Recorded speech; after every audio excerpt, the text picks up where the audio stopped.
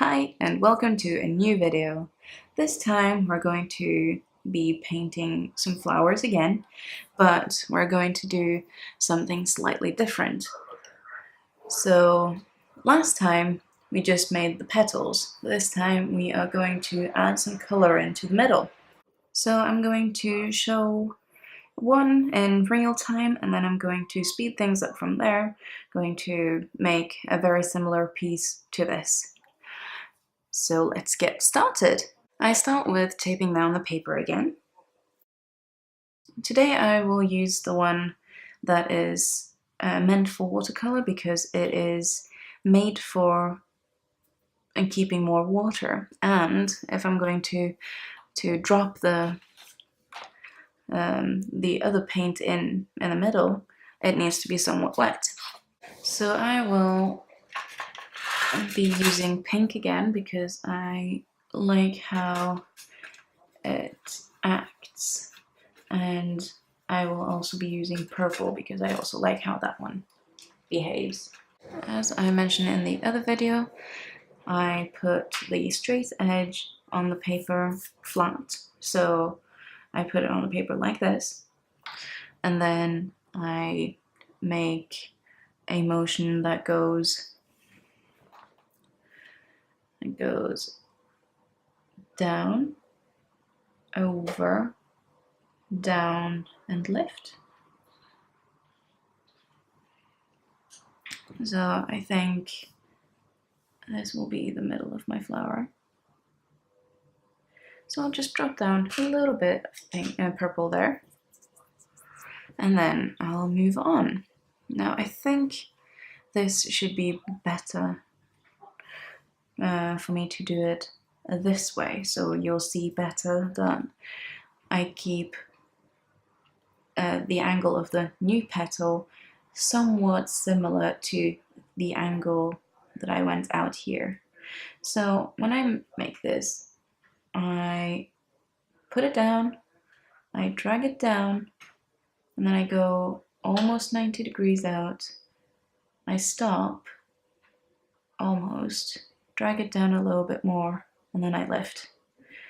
Went a bit slow there, so I'll just re-wet the petal and get some more paint on there so that the purple will spread a little bit better and I'll get a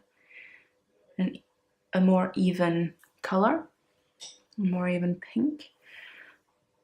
And then I drop in some more purple, just like that. That's basically it. So I load up the brush, I go down, over, down, and lift.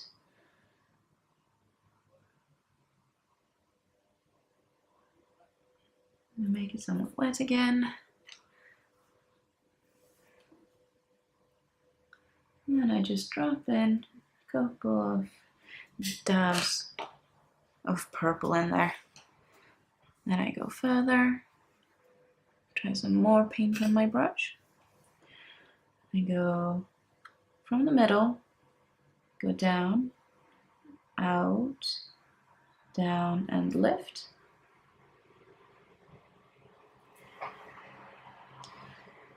I pick up some purple, I drop it in, and that's it. Now, not quite sure what happened here with just 4 petals, but that's alright. So it's not very easy to get the wetness perfect, but that's the thing about watercolor. You have to be able to control the water, and that is not easy. I'm just playing around and I'm sharing that playing around with you. So if you can learn something from my mistakes and my happy accidents, then that is a good thing.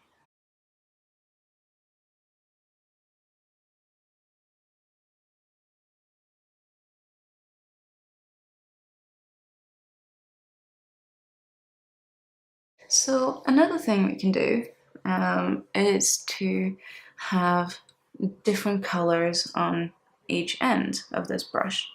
So I can have purple on the tip, on this maybe half or maybe a third or even a fourth, and then have pink here. So what I'll do then is, I'll show you with my palette, maybe not put it in the wet paint, shove it up a little bit. So then I will load this up with pink, dab off a little bit of the excess, and then just dab the tip into the purple. And now I'll paint a flower right here, doing the exact same thing. So you see that gets a smoother finish. So because you've got the paint on the brush, it just blends in very smoothly and you don't get these spreading effects. But I quite like the spreading effects, so it's all about what you prefer. But I do like the kind of gradient that you get with this. So I'm just continuing with the sort of gradient flower, being careful not to touch the wet paint. Of course you can wait for the paint to dry, but patience is a virtue, and it's a virtue that I do not possess today. So I'm just continuing to load up purple on the tip and pink on the back, and making petals. I purposefully place some of the flowers on the edges so that it gets a feeling of a more filled page.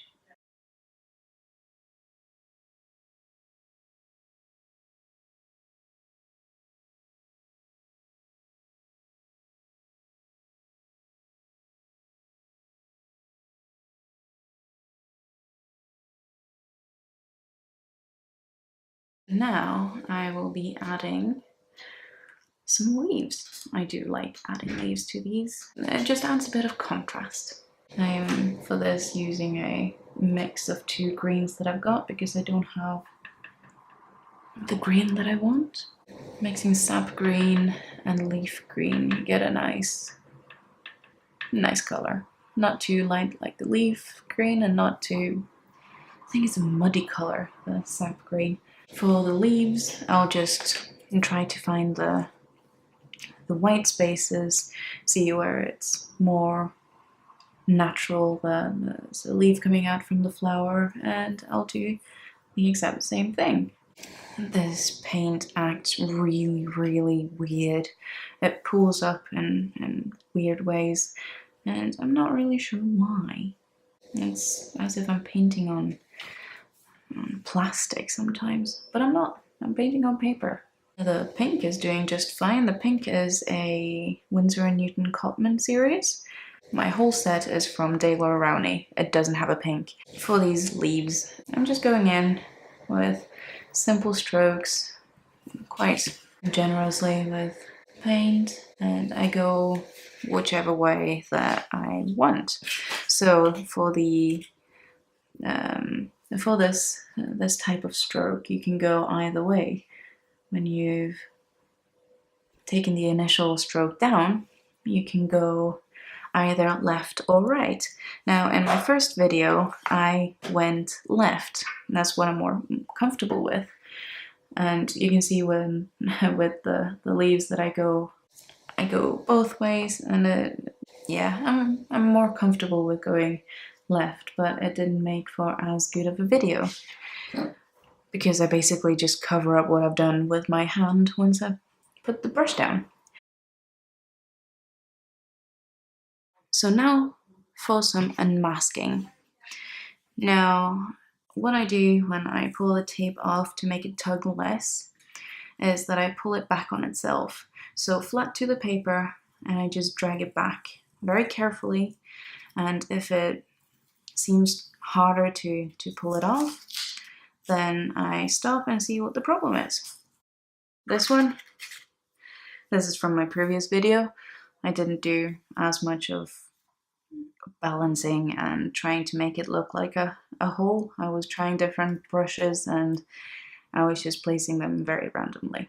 So yeah, if you want to see how I made this, then go back to my first video, my previous video, and have a look.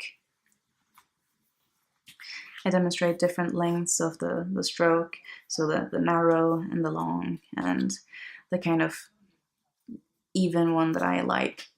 But yeah. So that's it for today. If you like this video, please give it a thumbs up. And if you would like to see what I post next, then please do subscribe. Thank you for watching, and I'll see you in another video. Bye!